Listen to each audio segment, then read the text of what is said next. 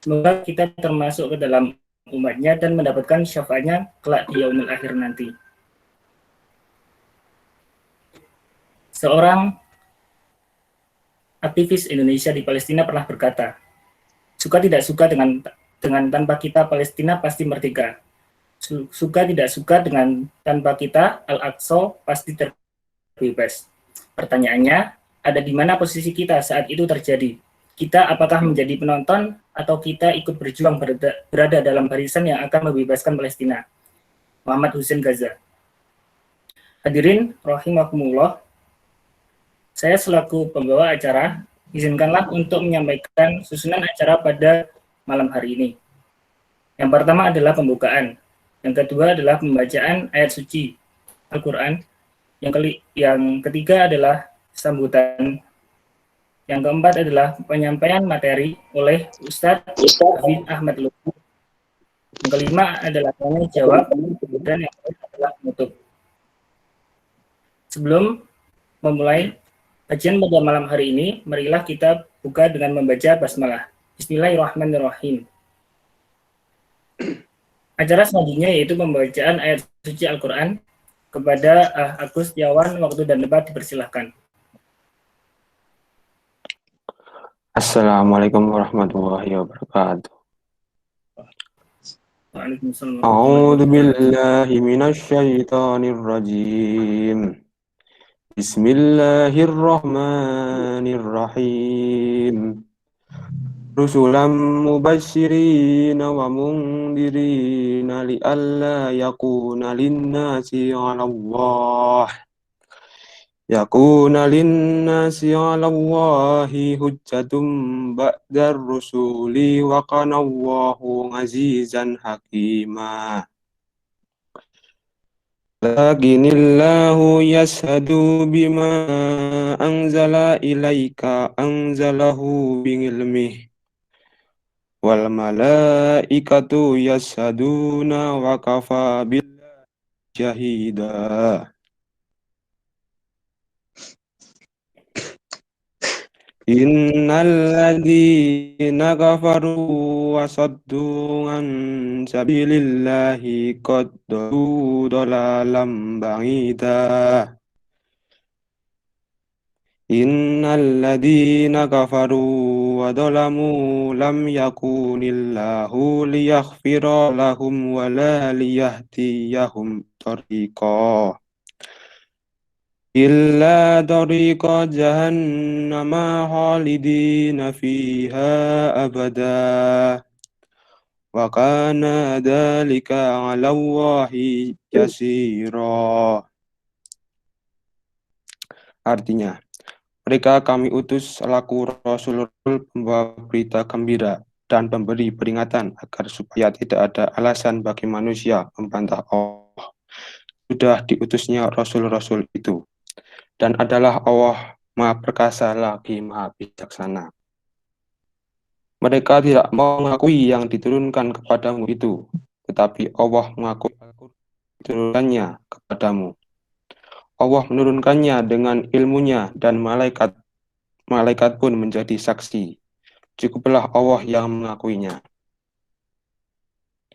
Sesungguhnya orang-orang yang kafir dan menghalang-halangi manusia dari jalan Allah benar-benar telah sesat sejauh-jauhnya.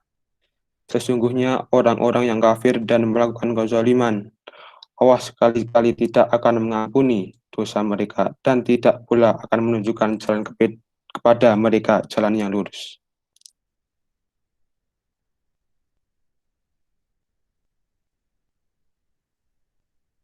Jalan ke neraka jahanam, mereka kekal di dalamnya selama-lamanya. Dan yang demikian itu adalah mudah bagi Allah. Assalamualaikum warahmatullahi wabarakatuh. Waalaikumsalam warahmatullahi wabarakatuh. Terima kasih kepada Agus Setiawan yang telah membacakan ayat suci Al-Quran. Semoga yang membaca dan mendengarkan mendapatkan rahmat dari Allah Subhanahu wa Ta'ala. Acara selanjutnya yaitu sambutan kepada Ketua Umum Persika VUB tahun 2021 kepada Irfan Ayas, waktu dan tempat dipersilakan. Oke, Bismillahirrahmanirrahim. Assalamualaikum warahmatullahi wabarakatuh. Alhamdulillahirabbil alamin wa bihi nasta'in wa la umuri dunya waddin wassalatu wassalamu ala asrofil anbiya'i wal mursalin wa ala alihi wa sahbihi ajma'in amma ba'du. Pertama-tama marilah kita panjatkan puji syukur kita kehadirat Allah Subhanahu wa taala. Berkat rahmat dan karunia-Nya kita dapat berkumpul ya pertama kali di kegiatan Kaspro, kajian isu dan propaganda dari Forsika, yang kali ini kita membahas ya isu yang sedang hangat, apa yang terjadi di Palestina di sana seperti itu. Ya tak lupa saya ucapkan terima kasih kepada Ustadz Hafidin Ahmad ya, yang sudah bersedia untuk menjadi pemateri kita hari ini. Semoga materi atau ilmu yang Ustadz Hafidin Ahmad berikan kepada kita bisa memberikan manfaat kepada kita nantinya. Itu. Karena ini sebagai ya salah satu ikhtiar kita dari Forsika untuk mengambil peran ya dalam kejadian yang sedang ramai saat ini. Ada berbagai macam cara yang bisa kita lakukan ya, bisa dengan berdoa, berdonasi, dan salah satunya itu menyebarkan ya berita apa yang sedang terjadi di sana seperti itu. Karena kita ya sebagai Muslim ingin sekali ya ambil peran dalam perjuangan membebaskan Palestina ini ya. Karena kalau kita ya ingin ambil peran seperti para mujahidin di Gaza atau di Palestina di tepi barat sana, mungkin sedikit susah ya bagi kita warga Indonesia. Jadi ini merupakan salah satu cara kita ya untuk mengambil peran ya. Ketika nanti ditanyakan oleh Allah nanti apa yang sudah kamu lakukan ketika saudaramu ya di Palestina dizolimi oleh para Zionis Israel itu. Jadi semoga nanti kita bisa punya jawaban ketika ditanya oleh Allah Subhanahu Wa Taala. Itu. Jadi semoga ya kegiatan kita dari Forsika ini bisa memberikan manfaat kepada teman-teman semua, dan Anda ucapkan ya mohon maaf apabila masih banyak kekurangan, masih banyak kesalahan diri kami mempersiapkan kegiatan hari ini seperti itu. Itu saja yang mungkin bisa Anda sampaikan. Kurang lebih mohon maaf. Wabillahi taufiq wa hidayah. Wassalamualaikum warahmatullahi wabarakatuh. Waalaikumsalam warahmatullahi wabarakatuh. Terima kasih kepada Irfan Anyas atas sambutannya. Selanjutnya kita memasuki ke acara inti, yaitu penyampaian materi oleh Ustadz Hafidin Ahmad Lutfi. Tetapi sebelumnya saya akan membacakan biografi Ustadz Hafidin Ahmad Lutfi terlebih dahulu. Nama Hafidin Ahmad Lutfi, tempat tanggal lahir di Surabaya 19 Oktober 1976. Saat ini tinggal di Jalan Kelapa nomor 43, Serangseng Sawah, Jagaraksa, Jakarta Selatan. Riwayat pendidikan Ahad Persis Bangil Pasuruan, kemudian Lipia Jakarta, kemudian Al-Azhar University Kairo Mesir. Untuk aktivitasnya saat ini yaitu sebagai pembina Yayasan Solidaritas Amal Islami, yang kedua adalah pembina Ma'had Tanmiyah, dan yang ketiga pengampu kajian studi Islam dan Timur Tengah. Langsung saja kepada Ustadz Hafidin Ahmad Lutfi, waktu dan tempat dipersilahkan.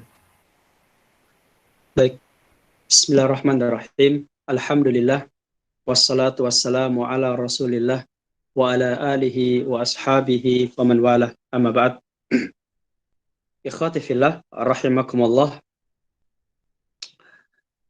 Tema yang kita bahas pada malam hari ini tentang Palestina dan Israel, konflik agama atau politik. Bagi kita seorang muslim yang menyandarkan pandangan hidup kita kepada kitabullah dan sunnah Rasul, kita meyakini bahwa konflik yang terjadi bukan masalah politik, bukan perebutan sejengkal tanah di dunia Arab.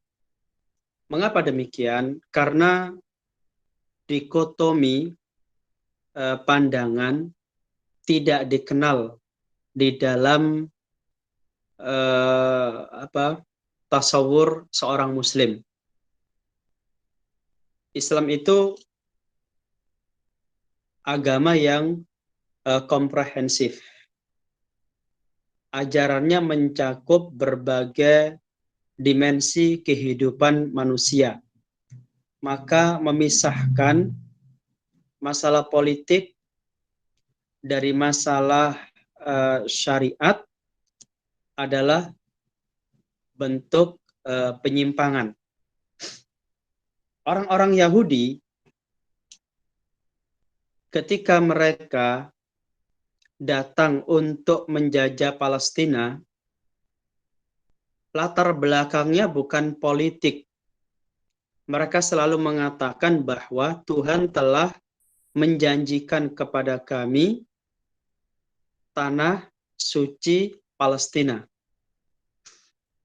Betul bahwa Allah Subhanahu wa Ta'ala pernah menjanjikan Baitul Maqdis atau Al-Quds kepada Bani Israel. Tetapi mereka tidak mau menerima janji itu. Ketika Allah Ta'ala perintahkan mereka untuk masuk ke negeri Palestina, mereka menolak, bahkan berkata kepada Nabi Musa, "Idhab anta wa rabbuka faqatila inna hahuna qa'idun." Pergilah kamu bersama Rabbmu, lalu berperanglah, sementara kami di sini cukup duduk saja.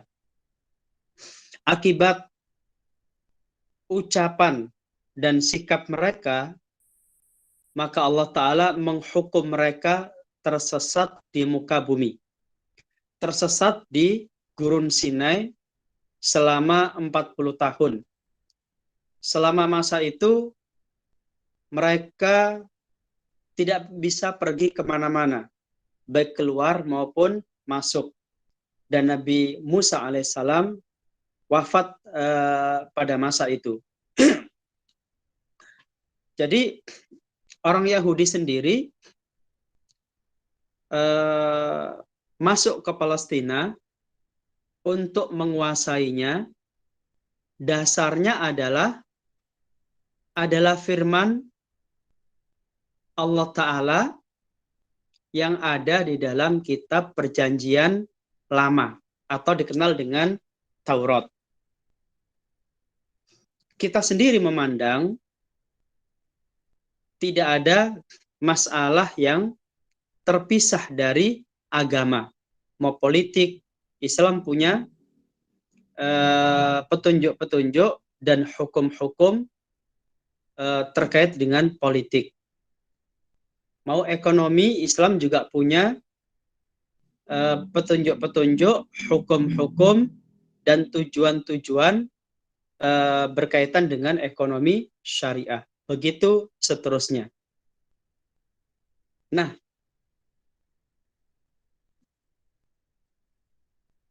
orang-orang Yahudi begitu mempercayai firman Allah Ta'ala di dalam Al-Quran dan nubuah Rasulullah SAW di dalam hadis-hadisnya.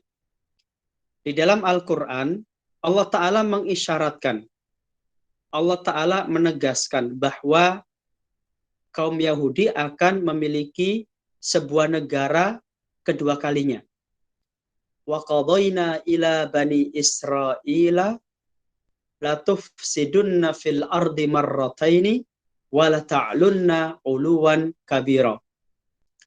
Dan kami telah tetapkan bagi Bani Israel bahwa mereka akan melakukan kerusakan 2 kali. Wa la ta'lunna uluwan kabira, dan mereka akan melakukan kezaliman yang besar. Kerusakan pertama mereka lakukan pasca Nabi Musa alaihissalam. Jadi pasca Nabi Musa alaihissalam, mereka bisa mendirikan negara di Palestina. dipimpin oleh Nabi Dawud dan Nabi Sulaiman.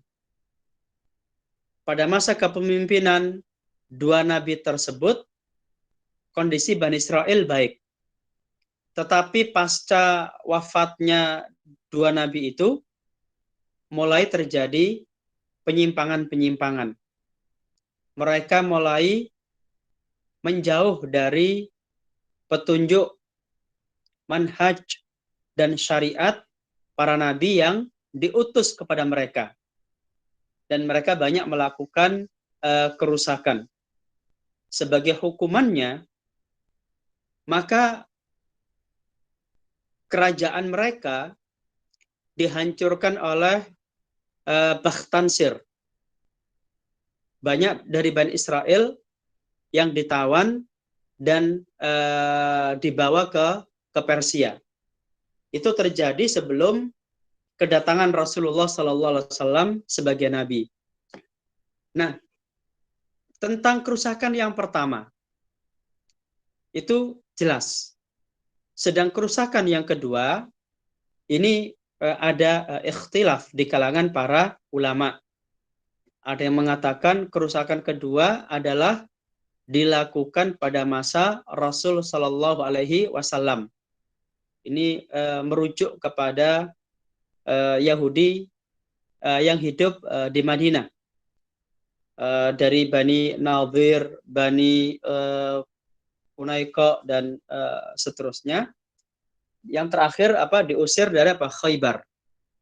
Tapi pendapat ini kalau dikaji ulang sebenarnya kurang tepat, karena ayat itu merujuknya kepada sebuah tempat yang khusus, yaitu negeri Palestina.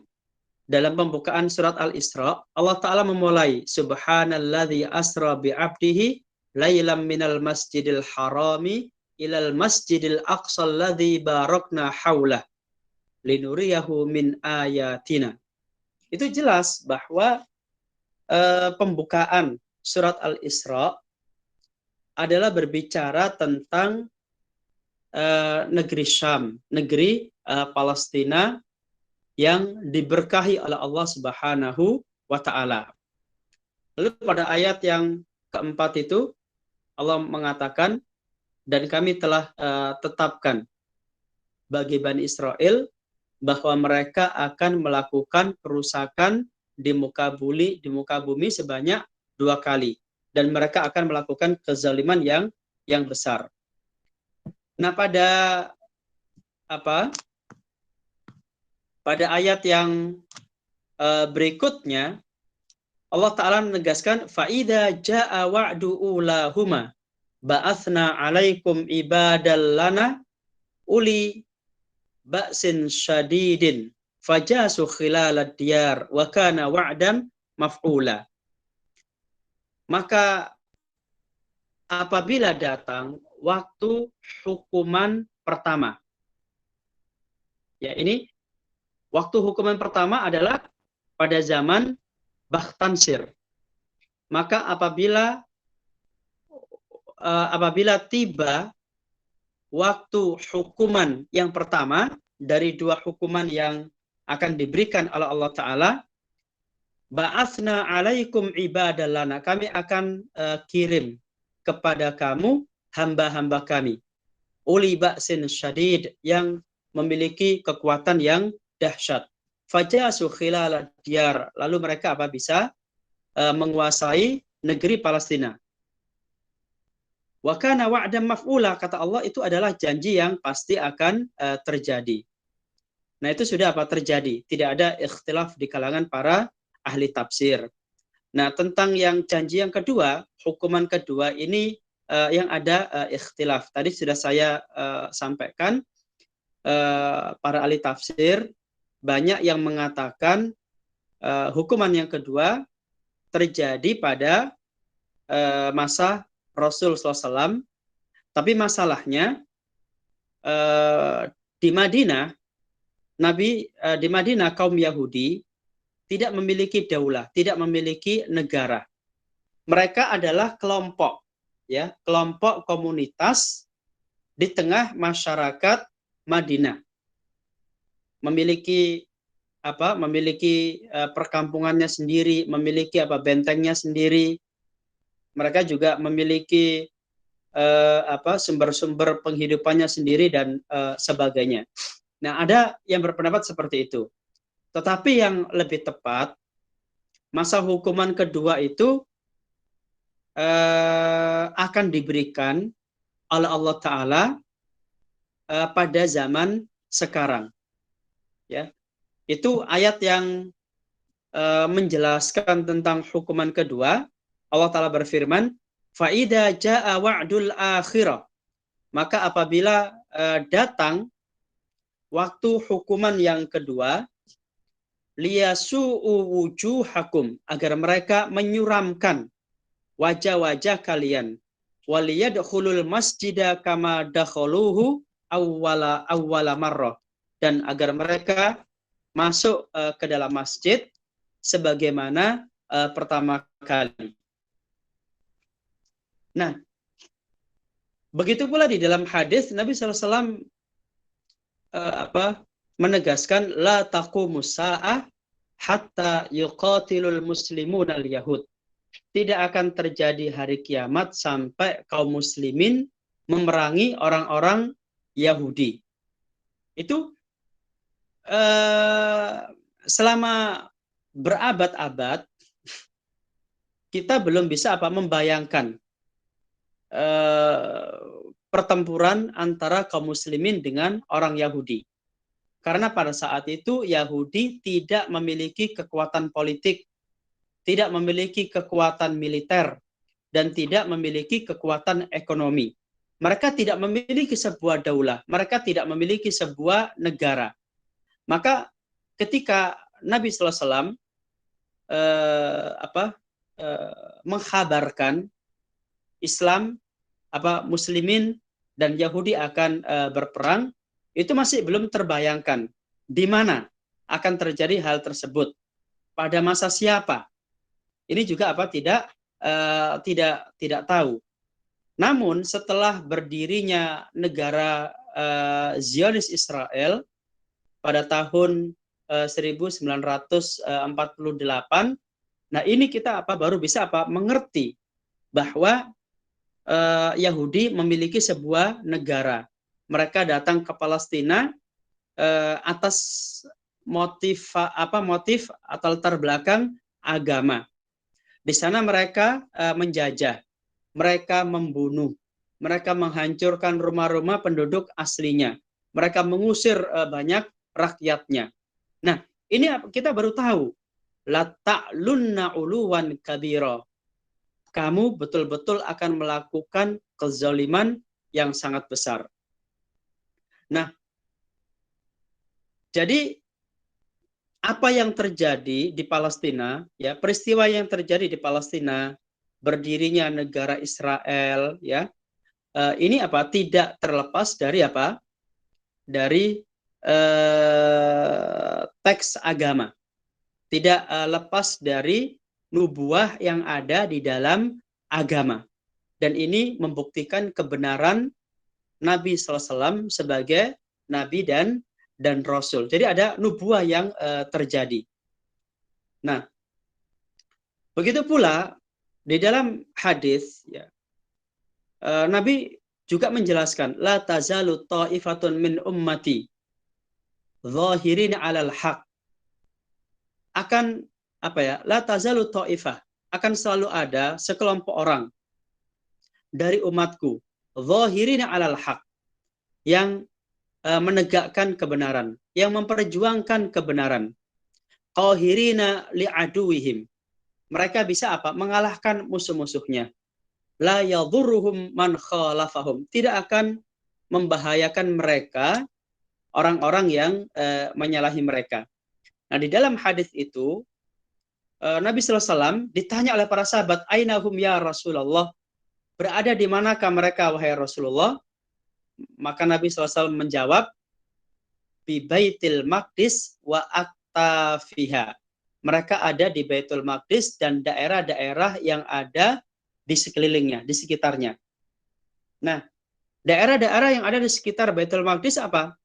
Ya, seperti Libanon, Syria, Jordania, ya, Sinai, Gaza. Itu daerah-daerah yang ada apa? Di sekitar Baitul Maqdis. Dan skenario peperangan ke depan tidak akan keluar dari nubuah yang telah disampaikan oleh Rasulullah SAW. Dan itulah masa tibanya hukuman yang kedua. Negara Zionis Israel akan dihancurkan, tentaranya akan dikalahkan, dan mereka akan diusir dari Palestina. Karena itu apa yang terjadi sekarang tidak lepas dengan peristiwa yang akan menyusulnya. Munculnya apa? Al-Masih Ad-Dajjal. Lalu apa? Dilanjutkan dengan turunnya Nabi Isa alaihissalam. Dan hadis tadi itu yang saya bacakan pertama, tidak akan terjadi hari kiamat sehingga kaum muslimin memerangi orang-orang Yahudi. Lalu orang-orang Islam akan membunuh mereka sampai batu-batu dan pohon-pohon berbicara, wahai Muslim, wahai Abdullah, ada orang Yahudi bersembunyi di belakangku, kemarilah, bunuhlah dia. Lalu dibunuh, kecuali apa? Illa syajaratal gharqad fa innahu min syajaratil yahud. Kecuali pohon gharqad. Pohon ini akan apa? Berpihak kepada orang-orang Yahudi. Ya. Jadi Benyamin Netanyahu sendiri, ya, sekarang itu getol menanam pohon gharqad di Israel. Ya, Benyamin yang tahu sendiri itu apa? Percaya kepada nubuah itu.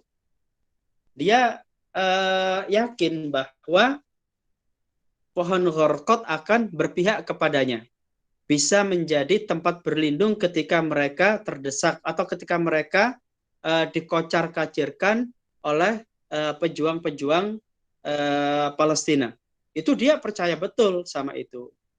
Nah, oleh karena itu, ya ikhwati fillah, kita jangan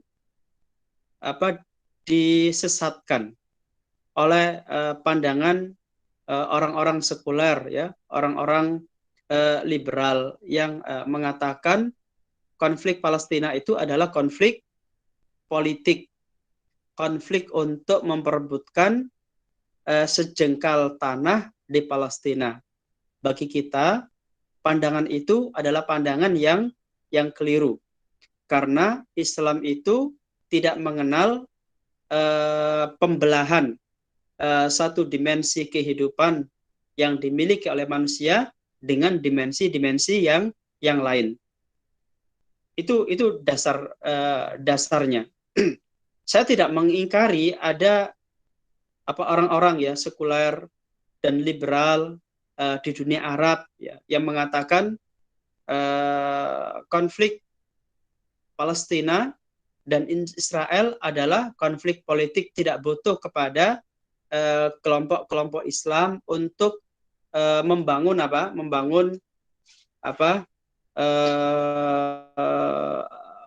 proyek Islami buat mengusir Yahudi. Yaitu pandangan orang-orang sekuler, orang-orang liberal. Nah, kita terikat dengan kitabullah dan sunnah Rasulullah SAW di dalam memandang. Kemudian sebenarnya yang harus kita bahas lebih dalam, ya, apa sih peran yang bisa kita lakukan? Ini mungkin menarik untuk dibahas, ya, karena muncul juga suara-suara sumbang dari pengamat-pengamat, ya, ketika diskusi di televisi, mereka mengatakan tidak usah ikut campur tangan masalah Palestina. Itu adalah masalah mereka. Kita di Indonesia punya masalah sendiri. Nah, mereka ini berbicara begitu karena mereka tidak merasa memiliki ikatan dengan Muslim di Palestina. Begitu pula mereka juga tidak memiliki kepedulian terhadap Masjidul Aqsa yang menjadi kiblat umat Islam pertama. Dan ada hukum-hukum di dalam syariah yang berkaitan dengan Masjidil Aqsa, dan tidak bisa sekarang hukum-hukum itu dilaksanakan. Di antaranya apa? Syaddur rihal, melakukan perjalanan ke Palestina untuk berziarah, salat di sana, iktikaf di sana, dan melakukan sejumlah ibadah yang dibolehkan. Ini semua hukum-hukumnya apa? Nggak bisa dilaksanakan sekarang. Jadi bagaimana kita tidak peduli kalau sebagian petunjuk dan hukum Islam tidak bisa dijalankan disebabkan Palestina dijajah Zionis Israel. Lalu kita juga bisa mengkritik pernyataan itu. Kami para pejuang kemanusiaan, para relawan kemanusiaan sudah biasa datang ke tempat-tempat bencana yang terjadi di dalam negeri. Ada gempa bumi di Lombok, di Palu, di Selat Sunda, atau di tempat-tempat yang lain. Kami selalu hadir. Di sana kami melakukan misi kemanusiaan, melakukan misi sosial, membuat tenda, membagikan sembako, membuatkan MCK, mencoba juga membantu kesehatan rakyat gitu. Jadi ucapan itu sama sekali tidak tepat. Seolah-olah ketika kita bersuara tentang Palestina, memberikan bantuan ke sana, kita dipandang oleh mereka tidak peduli dengan kesulitan dan kesusahan yang ada di Indonesia. Padahal kenyataannya kita yang selalu terdepan di dalam membantu rakyat Indonesia yang sedang dalam keadaan susah. Nah, ikhwati fillah rahimakumullah, kemarin ya, di akhir puasa mulai tanggal 28 Ramadan ya, atau 27 Ramadan itu mulai terjadi eskalasi. Penyebabnya apa? Penyebabnya karena Zionis Israel mau mengusir penghuni rumah dari perkampungan Syekh Jarrah. Ada sekitar 8 atau 9 rumah yang mau dieksekusi untuk dikosongkan. Tentu saja ditentang oleh pemiliknya. Mereka adalah pemiliknya yang sah. Dibeli dengan uang mereka sendiri. Gitu kan? Mereka juga memiliki akte jual beli. Sama dengan kita di Indonesia. Kalau kita membeli sepetak tanah, ada akte jual belinya, kita juga membayar pajaknya, surat dari BPN juga sudah kita dapatkan. Kemudian ada orang yang mengklaim tanah yang kita miliki dan mau mengusir kita. Kira-kira sikap kita apa? Diam, ya, dan menyerahkan tanah itu diambil, atau kita akan melawan dan menentangnya. Jadi jangan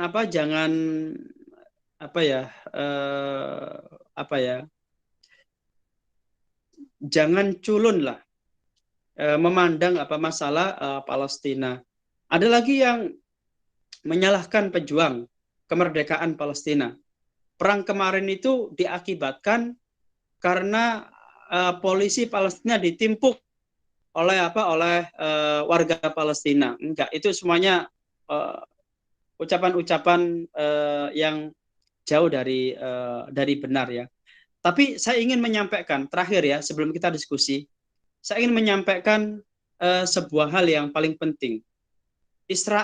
Yahudi Israel, tentaranya dikenal dengan al-jaishul ladzi la yuqhar, tentara yang tidak bisa dikalahkan. Tetapi dalam perang kemarin, Ma'rakah Saifil Quds, Yahudi bisa dikalahkan karena mereka sudah kewalahan, sudah terdesak, dan cukup panik dengan kemampuan rudal Ayyash yang dimiliki oleh Hamas, yang mana rudal itu bisa menjangkau daerah sejauh 250 km. Berarti wilayah selatan Zionis Israel sampai ke utaranya semuanya bisa dijangkau oleh rudal Ayyash. Makanya panik. Rakyat Israel panik, mereka pergi ke tempat-tempat pengungsian untuk mencari selamat, dan ini membuktikan bahwa orang Islam mampu mengalahkan Zionis Israel dalam peperangan sekalipun mereka memiliki senjata-senjata yang sangat canggih. Baik, itu aja mungkin sebagai pengantar diskusi. Nanti kita eksplorasi di dalam diskusi. Saya kembalikan kepada moderator. Syukron. Jazakumullahu khair atas penyampaian materinya Ustadz Hafidin Ahmad Lutfi. Kita mulai sesi diskusinya. Kepada peserta yang ingin bertanya atau ingin menanggapi tentang materi yang telah disampaikan tadi, dipersilahkan.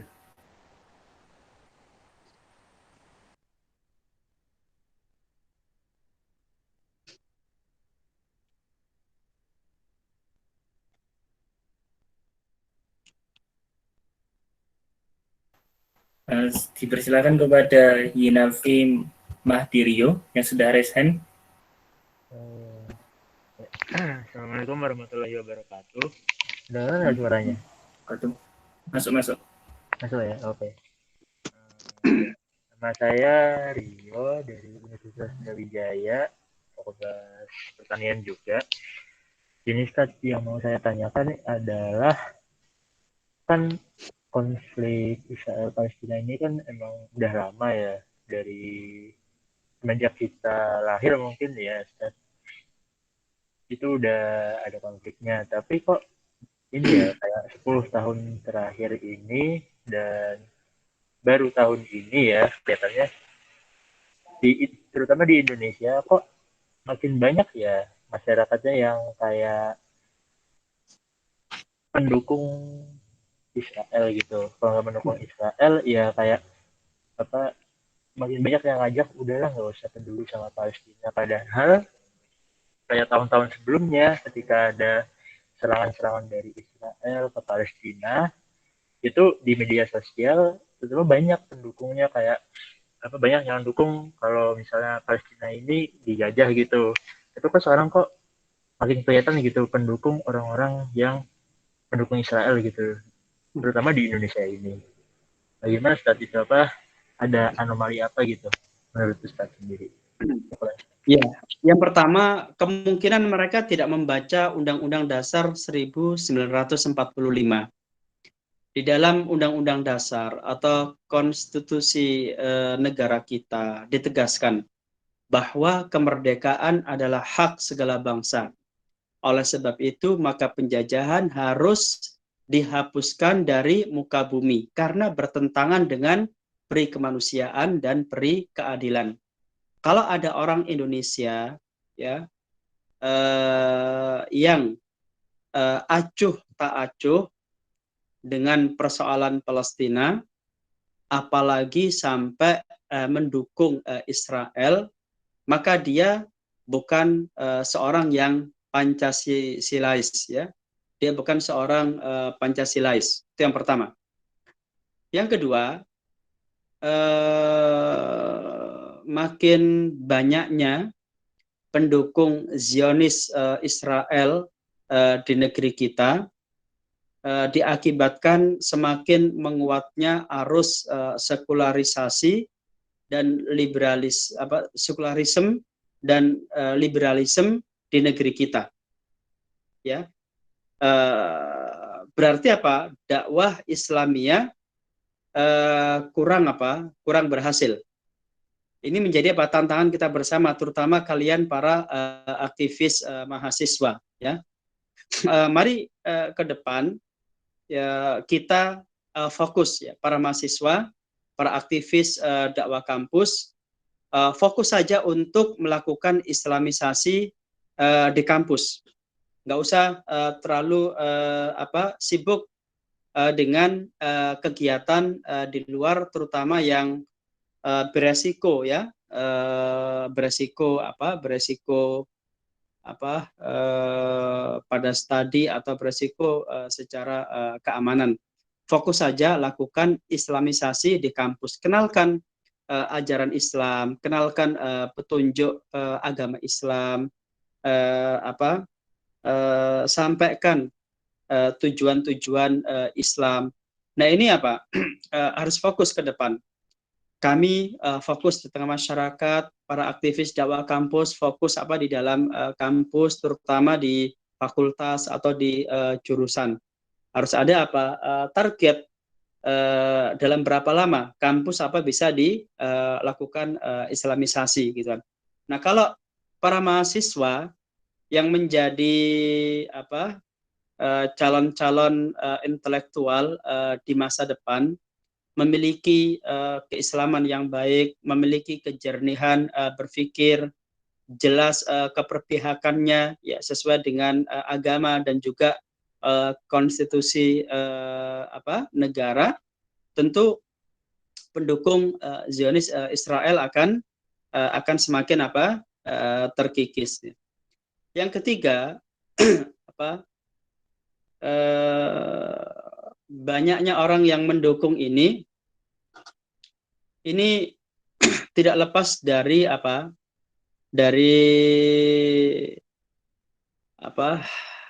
luasnya kerusakan pemikiran dan akidah yang ada di tengah masyarakat ya. Ditambah lagi orang-orang dari luar agama Islam, mereka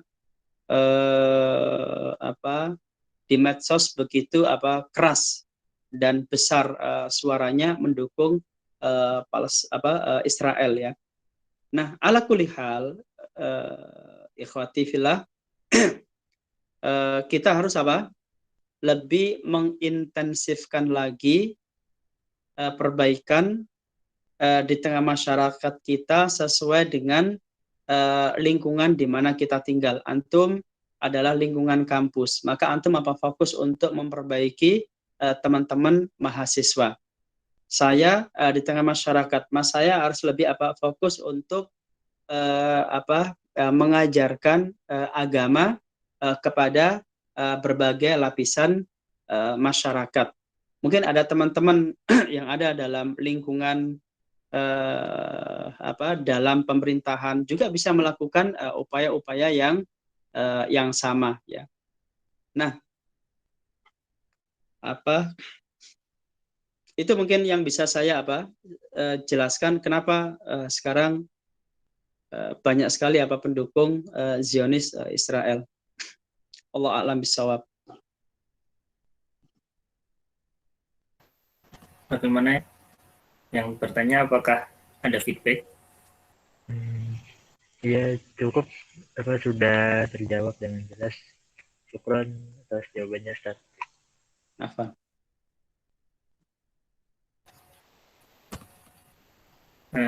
dipersilakan kembali kepada teman-teman peserta yang ingin bertanya. Silakan bertanya, mumpung ada ustadznya di sini bisa ditanyakan.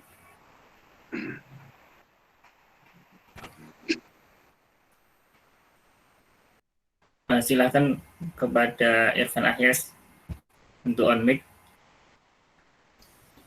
Oke, bismillahirrahmanirrahim. Terima kasih atas waktunya ya, Mas moderator. Perkenalkan Ustadz, nama saya Irfan Ahyas dari Fakultas Pertanian Universitas Brawijaya. Ada beberapa hal yang saya ingin pertanyakan ya Ustadz. Sebenarnya banyak, tapi mungkin pertanyaan ini dulu ya yang mungkin sering berkutat ya di pikiran kita semua seperti itu Ustadz. Karena akhir-akhir ini ya di tengah keprihatinan kita dengan apa yang terjadi di Palestina ya Ustadz, ada ya beberapa kelompok ya, mereka mengatakan mendukung Palestina Ustadz, tapi mereka juga menentang apa yang dilakukan oleh perjuangan ya, sayap-sayap militer yang ada di Gaza gitu Ustadz. Karena mereka beranggapan bahwa selain mereka dicap teroris dan juga mereka dianggap sebagai penyebab ya banyak meninggalnya warga Gaza akibat serangan ya awal dari para pejuang-pejuang yang ada di Gaza kepada Israel, mengakibatkan Israel menyerang balik gitu di Gaza. Nah, mereka beranggapan bahwa apa yang dilakukan oleh pejuang di Gaza itu belum tepat seperti itu Ustaz. Jadi bagaimana ya tanggapan dari Ustadz terkait hal itu? Dan juga ada satu hal pertanyaan lagi Ustadz, terkait ada yang mengatakan bahwa sebaiknya warga-warga di Palestina lebih baik hijrah Ustadz dari wilayah Palestina karena dianggap mereka belum bisa mengimbangi kekuatan dari para Zionis Israel Ustadz. Bagaimana tanggapan Ustadz terkait hal itu Ustadz? Terima kasih Ustadz. Ya. Korban itu biasa di dalam perjuangan. Kita itu berada di atas kebenaran. Kalau kita terbunuh, maka kita mendapatkan surga. Sementara penjajah Zionis Israel, pihak yang batil. Mereka di atas kekufuran. Kalau mereka terbunuh, mereka masuk neraka.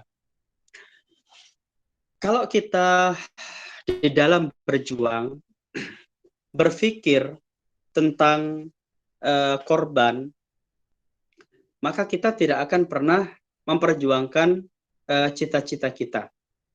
Kita tidak akan pernah membela kemerdekaan negeri kita. Dan kita juga tidak mau membela rakyat kita. Kita sebagai bangsa yang punya pengalaman sangat panjang, dijajah banyak negara, ya. Belanda, Portugis, Inggris, Jepang, dan mungkin ada yang lain gitu. Selama masa itu, pemimpin-pemimpin kita, pahlawan-pahlawan kita melakukan perlawanan. Mereka berjuang bersenjata untuk mengusir penjajah dari Indonesia. Perang Diponegoro, perang Imam Bonjol, dan perang-perang yang lain itu memakan korban yang sangat banyak, juga membutuhkan menguras biaya. Tetapi semua itu dilakukan ya karena agama memerintahkan agar kita mengusir orang yang menjajah negeri kita. Agama juga memerintahkan kepada kita melawan kepada orang yang melakukan kezaliman, bertindak sewenang-wenang kepada kita. Apalagi yang melakukannya itu adalah orang kafir. Kita punya pengalaman seperti itu. Nah, generasi sekarang adalah generasi yang tidak melihat secara langsung bagaimana kondisi orang-orang yang dijajah. Mereka tidak melihat kekejaman penjajah, tidak mengetahui kebijakan yang tidak adil pada anak-anak orang-orang yang di daerah jajahan dan sebagainya. Maka ya generasi seperti itu memang tidak bisa kita harapkan untuk menjadi generasi yang bisa menghadirkan kejayaan Islam. Mereka bukan generasi yang bisa diharapkan untuk menghadirkan kemuliaan dan harga diri umat. Ya sudah cukup mereka tidur saja, ya, dan nggak perlu berbicara tentang masalah Palestina. Antum tentu membaca sejarah perang Vietnam, ya, antara Vietnam dengan Amerika. Amerika itu superpower. Ya, Amerika superpower. Militernya sangat besar, bahkan anggarannya paling besar di dunia. Persenjataannya paling canggih di dunia, baik laut, udara, dan di darat. Namun di Vietnam, korban dari Amerika berapa? Korban yang gugur, yang tewas itu sekitar 50.000. Lalu korban luka dan mungkin cacat sekitar 300.000. Dari Vietnam berapa banyak? Dari total itu antara korban dari sipil dan yang gugur dari para tentara Vietnam itu lebih dari 1 juta. Salah seorang jenderal Vietnam mengatakan Amerika memenangkan Amerika selalu memenangkan pertempuran, tetapi hasil akhir peperangan dimenangkan oleh Vietnam. Palagannya sangat banyak, ada A, B, C, D, dan di hampir semua palagan Amerika memenangkan pertempuran. Tetapi hasil akhir dari peperangan di Vietnam itu dimenangkan oleh Vietnam. Korbannya banyak, tapi Vietnam keluar sebagai pemenang, gitu kan. Nah, begitu pula yang terjadi di Palestina, ya. Palestina itu tidak ada negara-negara Arab yang membantu perjuangan mereka. Tidak ada negara-negara Arab yang membantu perjuangan mereka dengan memberikan senjatanya, dengan memberikan hartanya. Selama ini bantuan-bantuan itu lebih banyak diserahkan kepada Yasir Arafat, Mahmud Abbas, dan mereka itu jago-jago korupsi, gitu kan? Nggak ada yang membantu pejuang-pejuang kemerdekaan itu. Kalau Fatah itu sudah berdamai dengan Israel, ya. Tidak mungkin Fatah akan berkonflik dengan Israel. Makanya presidennya Mahmud Abbas ketika melihat negerinya diserang secara biadab, dia nggak melakukan apa-apa. Tidak memerintahkan rakyatnya melawan, tidak, gitu kan. Jadi kita harus paham itu.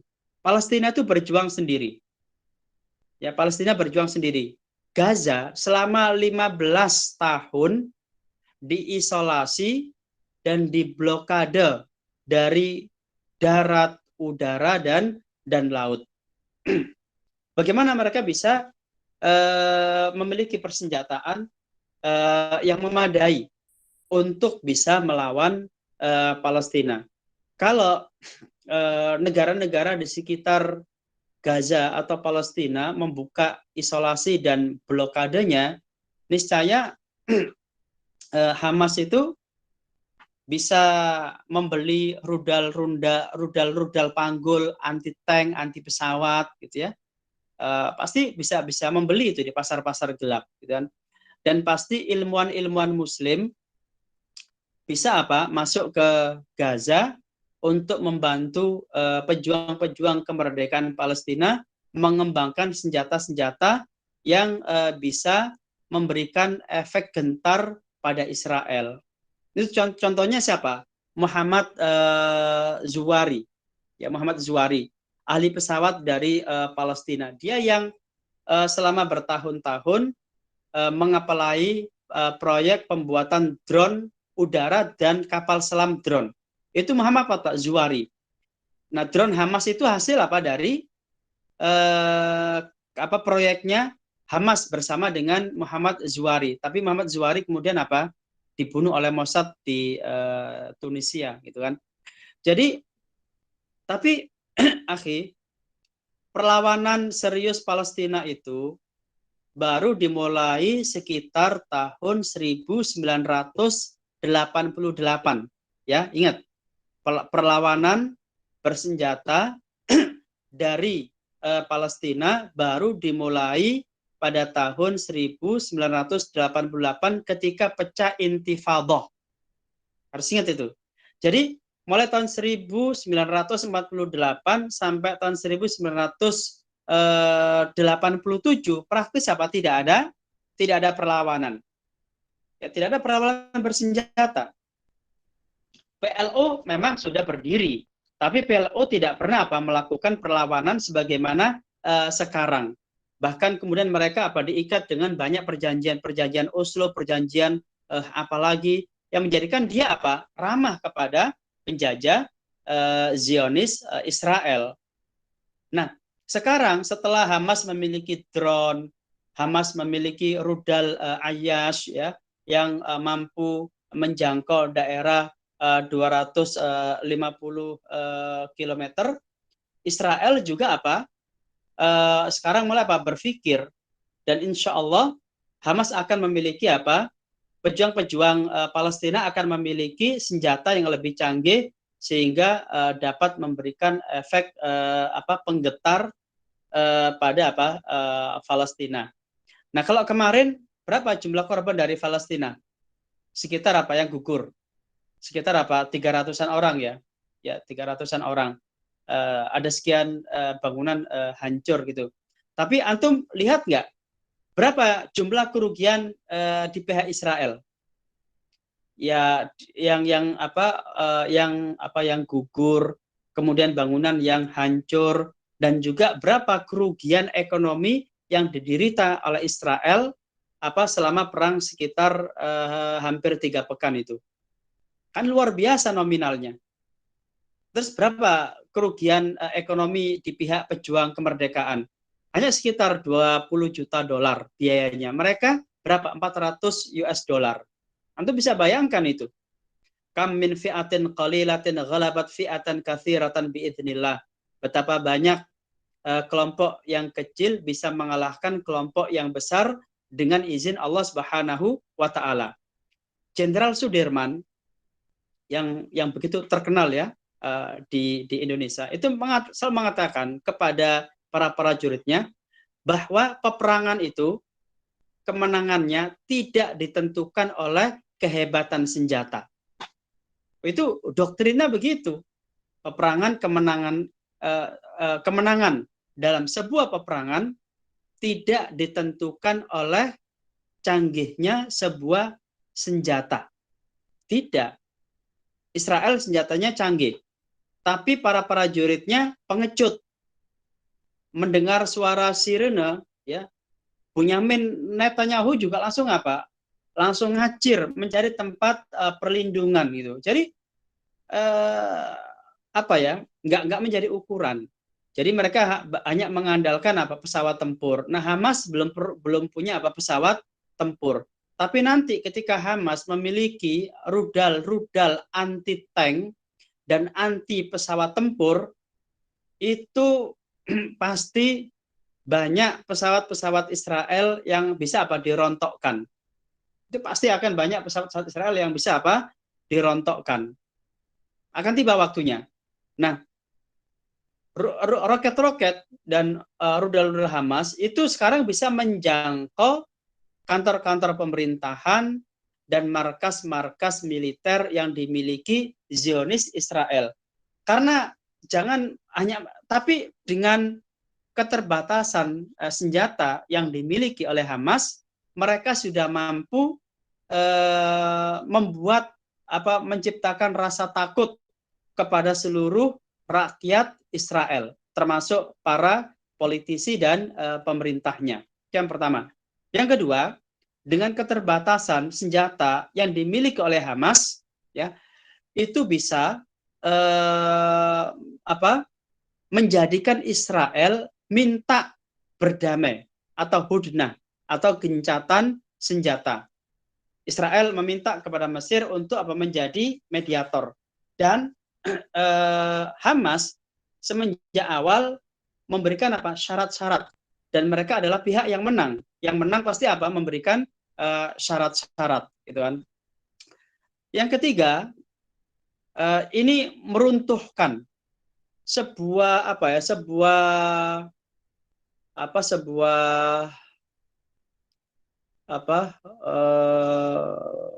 pemiu atau apalah gitu ya. Kan selama ini terkenal prajurit Israel, tentara Israel itu tidak bisa dikalahkan. Perang dengan Arab, ya, dengan semua negara Arab, Israel mampu mengalahkan. Perang dengan Mesir, Israel beberapa kali menang, gitu. Perang dengan Yordania, Israel menang, gitu. Tapi dengan pejuang kemerdekaan Palestina, mereka bisa dikalahkan. Dan antum nggak pernah lihat dalam sejarah peperangan Arab dengan Israel yang seperti sekarang. Israel minta damai. Israel meminta kepada Mesir untuk menjadi mediator perdamaian pejuang kemerdekaan Palestina dengan penjajah. Ini kan pencapaian yang luar biasa. Nah, pemikiran dari teman-teman itu, karena persenjataan tidak sebanding, sebaiknya hijrah. Ini kan pemikiran ngawur ini. Yang pertama, yang ngomong begitu suruh negara-negara Arab untuk menyediakan tanah bagi para pengungsi Palestina. Kan tujuan kita hijrah adalah untuk menyusun kekuatan. Hijrah itu bukan untuk meninggalkan tanggung jawab, tidak mau lagi berjihad fi sabilillah. Ini pemikiran yang sesat dan menyesatkan. Jadi hijrah itu tujuannya adalah untuk menyusun kekuatan. Kalau memang ada tempat yang bisa dipakai untuk hijrah. Tetapi di dalam kenyataannya tidak ada negara-negara di perbatasan Palestina yang mau menerima mereka. Makanya itu juga jadi Jadi persoalan tersendiri masalah pengungsi itu. Orang-orang Palestina itu banyak yang terusir di Lebanon, di Syria, di Jordania, di Kuwait, ya, di Aris, Mesir, itu banyak. Dan hijrah itu bukan keluar dari Palestina itu bukan solusi. Solusinya adalah mereka berjuang memerdekakan Palestina. Mereka harus bertempur sebagaimana dilakukan bangsa Indonesia ketika mengusir para penjajah dari negerinya. Kemudian negara-negara Arab ya harus membantu Palestina dengan persenjataan agar pejuang-pejuang kemerdekaan Palestina memiliki senjata yang sebanding. Nah, teman-teman itu pinternya mencela. Ya, ini perang konyol, ini perang sia-sia, ini perang yang banyak menimbulkan korban. Loh, ini kan ya belajarlah dari perang Indonesia, belajarlah dari perang Vietnam. Karena peperangan itu palagannya banyak. Ya oke, Israel dalam beberapa palagan menang ya, tapi untuk yang Ma'rakah Saifil Quds justru pejuang kemerdekaan Palestina yang memenangkan peperangan tersebut ya. Wah, alam bisawab. Yang jelas pernyataan-pernyataan mereka agar hijrah ini pernyataan yang keliru, pernyataan yang tidak mencerminkan izah seorang muslim. Tidak ada seorang ulama ya yang di masa lalu yang menganjurkan muslim ya ketika negerinya diserang lalu disuruh pergi. Nggak ada ulama yang menganjurkan demikian. Syekh Albani rahimahullah ya yang membenarkan rakyat Palestina melakukan hijrah, tapi persepsi dan tujuannya berbeda dengan orang-orang di Indonesia yang mengucapkannya. Syekh Albani tegas mengatakan bahwa tujuan melakukan hijrah adalah untuk menyusun ulang kekuatan bangsa Palestina. Itu yang sering kali diabaikan oleh teman-teman di Indonesia yang bersuara nyinyir itu. Allah alam bisawab. Bagaimana kepada saudara yang bertanya? Apakah ada feedback? Insyaallah, terima kasih Ustaz atas jawabannya. Insyaallah sudah clear. Baik, mengingat waktu sudah malam juga, mungkin di satu pertanyaan lagi ya. Ada yang sudah resen, siapa ya?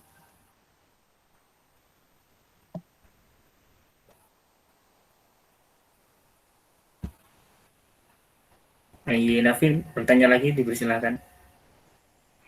Ya, Ustaz, izin bertanya lagi dari semua para Ustaz tadi kan itu ya, konflik Israel Palestina itu kan sekarang di fase gencatan senjata.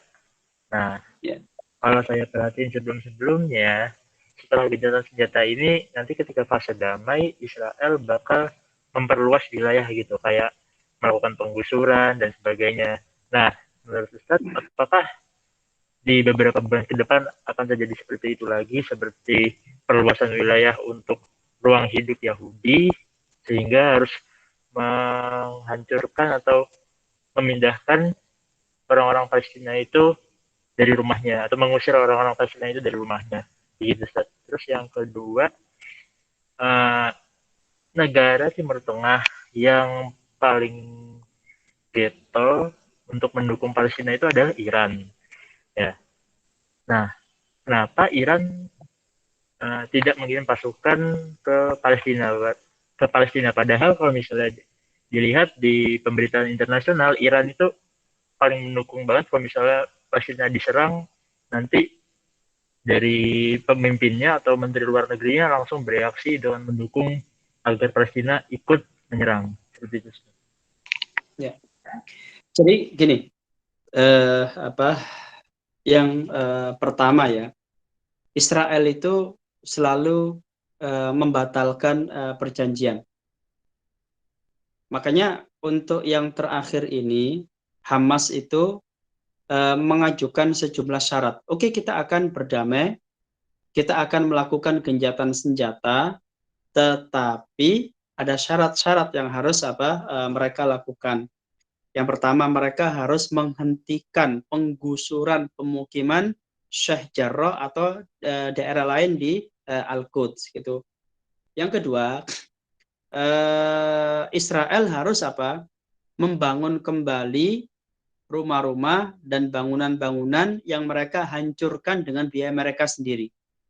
Yang ketiga, Israel harus menarik ya semua pasukannya dari Masjidil Aqsa. Itu ada kalau syarat itu nggak terpenuhi, maka pejuang-pejuang kemerdekaan Palestina tidak akan mau berdamai dengan Israel, ya. Yang pertama. Dan kita dengan membaca Al-Qur'an sangat paham sekali bahwa salah satu tabiat buruk ya orang Yahudi adalah naqdul ahdi, membatalkan perjanjian, suka mengingkari perjanjian, suka berkhianat. Itu sudah sangat mafhum ya. Karena itu para pejuang kemerdekaan Palestina akan selalu waspada dengan pengkhianatan dan kecurangan yang dilakukan oleh penjajah Zionis Israel ya. Yang pertama. Yang kedua ya terkait dengan Palestina. Sebenarnya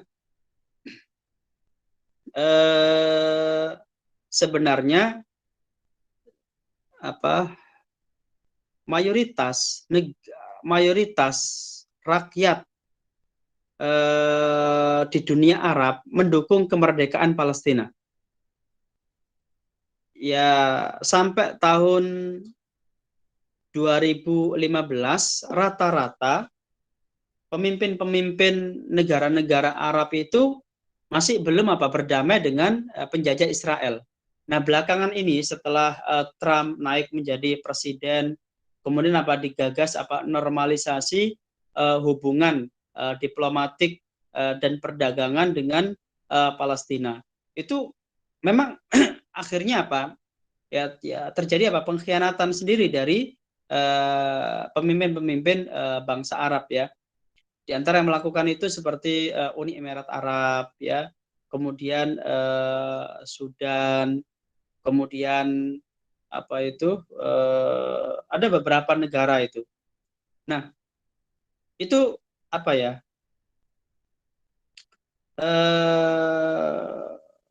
Apa?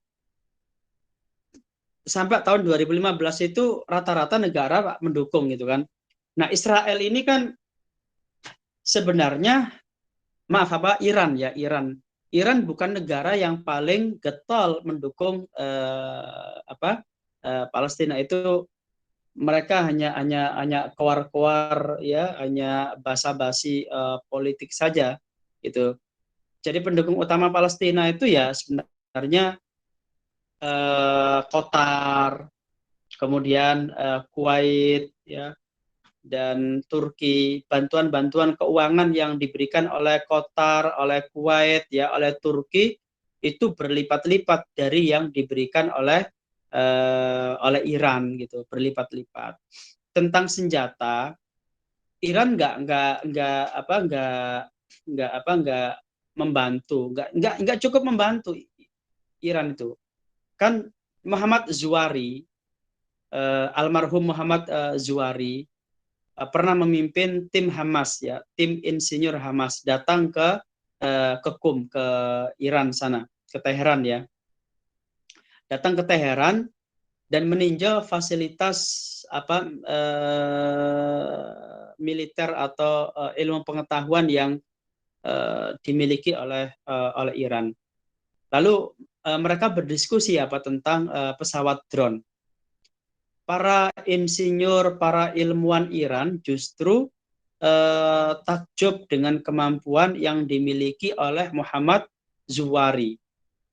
Jadi Hamas sendiri secara pengetahuan ya, secara pengetahuan dan teknis mereka itu punya kemampuan lebih baik daripada Iran. Itu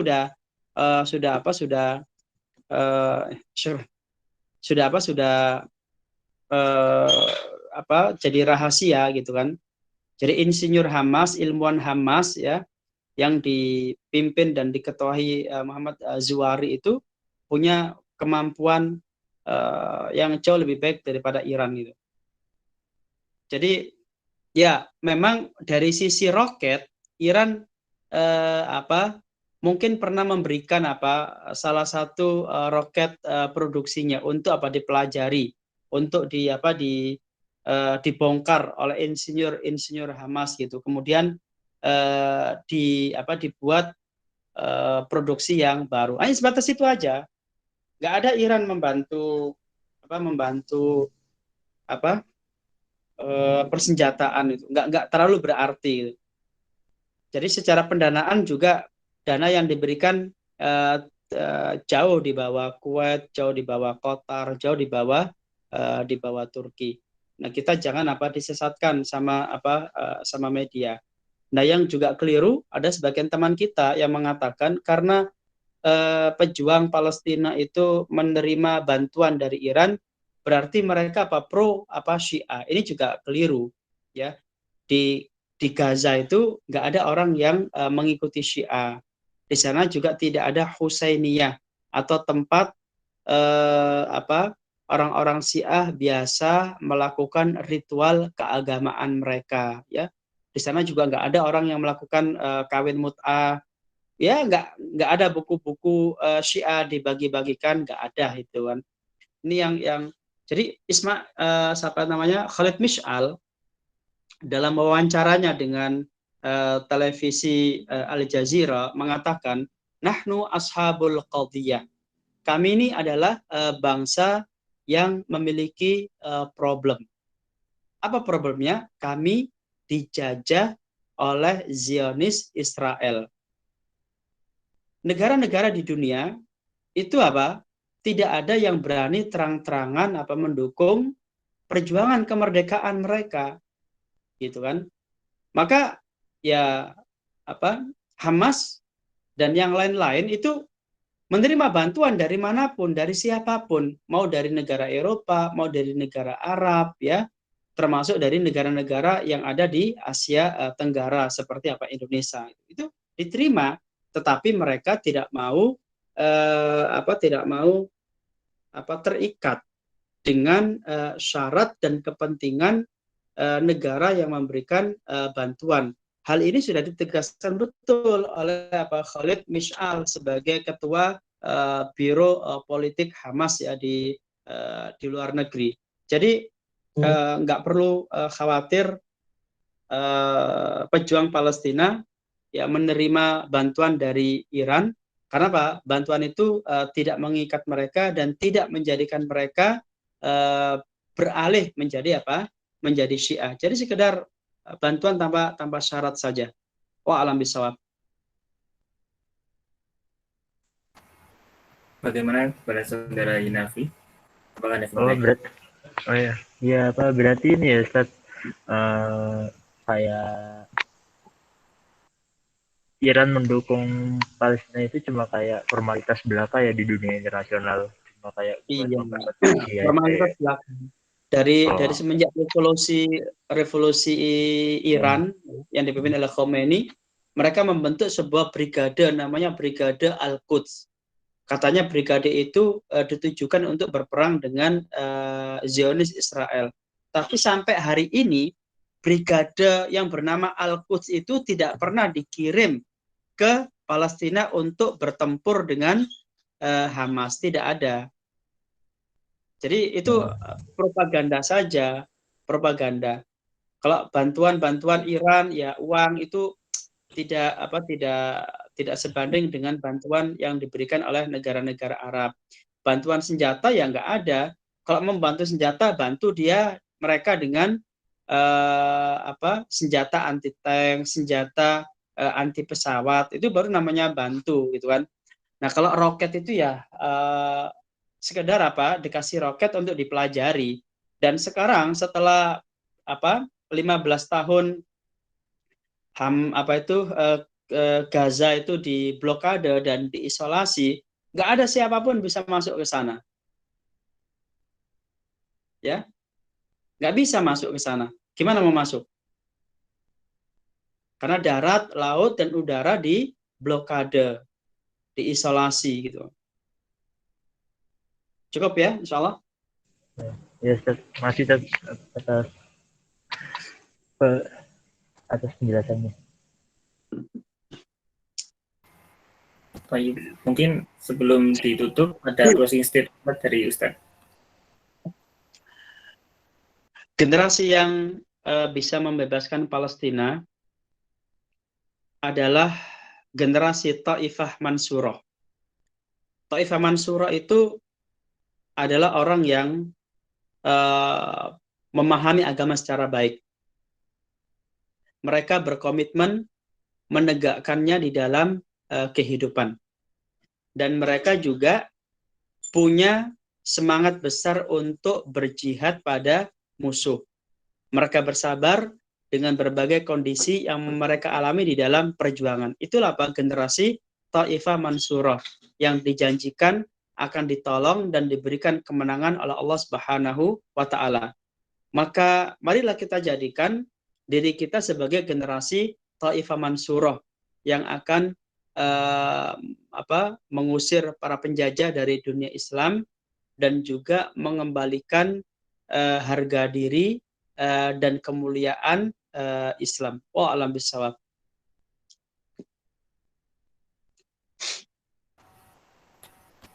Jazakumullah khair kepada Ustadz Hafizid Ahmad Lutfi atas penyampaiannya.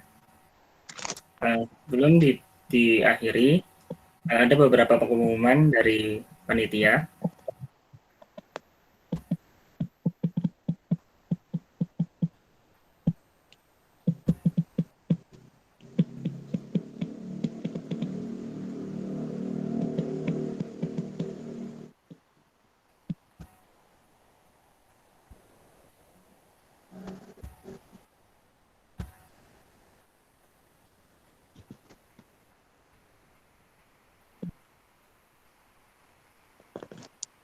Eh,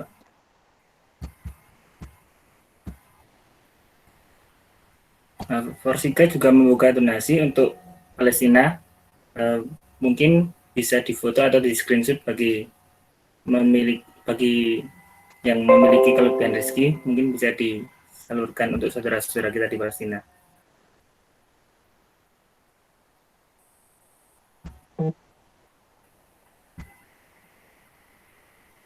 Pengumuman yang kedua yaitu pada hari Ahad 30 Mei 2021 akan diadakan Tasroh Forsika. Untuk info lebih lanjutnya pantau terus di lini media sosial Forsika di @forsika_fwub untuk info selanjutnya. Saya selaku moderator pamit undur diri. Mari kita akhiri kajian pada malam hari ini dengan beristighfar sebanyak-banyaknya, astagfirullah, dan membaca hamdalah, alhamdulillahirrahmanirrahim, dan disempurnakan dengan doa kafaratul majelis. Subhanakallahumma wa bihamdika, asyhadu an la ilaha illa anta, astaghfiruka wa atubu ilaik. Kurang lebihnya mohon maaf. Wabillahi taufiq wal hidayah. Wassalamualaikum warahmatullahi wabarakatuh. Waalaikumsalam warahmatullahi wabarakatuh. Jazakallahu khairan Ustaz atas materi dan waktunya. Terima Saya kasih juga Ustaz. undur diri. Kurang lebihnya mohon maaf. Assalamualaikum warahmatullahi wabarakatuh. Waalaikumsalam. Waalaikumsalam warahmatullahi wabarakatuh.